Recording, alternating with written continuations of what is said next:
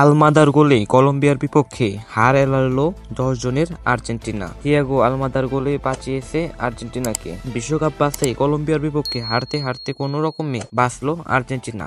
গোল খাওয়ার পর এক পর্যায়ে 10 জনের দলে পরিণত হয় আর্জেন্টিনা। দলে পিছিয়ে থাকা অবস্থায় বদলি করা হয় লিওনেল মেসিকেও, কিন্তু এরপরও হাল না ছেড়ে ঠিকই হার এড়িয়ে বিশ্ব চ্যাম্পিয়নরা। থিয়াগো আলমাদার গোলে প্রায় হারতে বসা ম্যাচটিতে 1-1 গোলে ড্র করেছে তারা। এর আগেও ম্যাচের প্রথমার্ধে কলম্বিয়ার হয়ে গোল করেন লুইস দিয়াজ। গত বছরের সেপ্টেম্বরে কলম্বিয়ার বিপক্ষে সর্বশেষ ম্যাচ হেরেছিল আর্জেন্টিনা, তাই এই ম্যাচটি আর্জেন্টিনার জন্য ছিল প্রতিশোধের। আগের ম্যাচে বদলি হিসাবে নামা মেসি আজ বুধবার শুরু থেকেই ছিলেন একাদশে, কিন্তু মেসিকে নিয়েও কলম্বিয়ার বিপক্ষে সংগ্রাম করতে হয়েছে আর্জেন্টিনাকে। লম্বা সময় পর্যন্ত পিছিয়েও ছিল তারা, যদিও শেষ পর্যন্ত হারের হতাশ মাঠ ছাড়তে হয়নি লিওনেল স্ক্যালোনির দলকে। বুয়েনোস এইরেসের মনুমেন্টাল স্টেডিয়ামে মেসির দুর্দান্ত এক আক্রমণ দিয়ে শুরু হয়েছিল ম্যাচটা,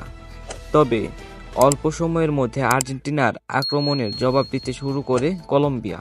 বল দখলে পিছিয়ে থেকেও প্রতি আক্রমণ থেকেও সুযোগ তৈরি করে আর্জেন্টিনাকে বেশ চাপেই রেখেছিলেন তারা। এমনকি গোলের চেষ্টাও আর্জেন্টিনার চেয়েও এগিয়ে ছিল তারা।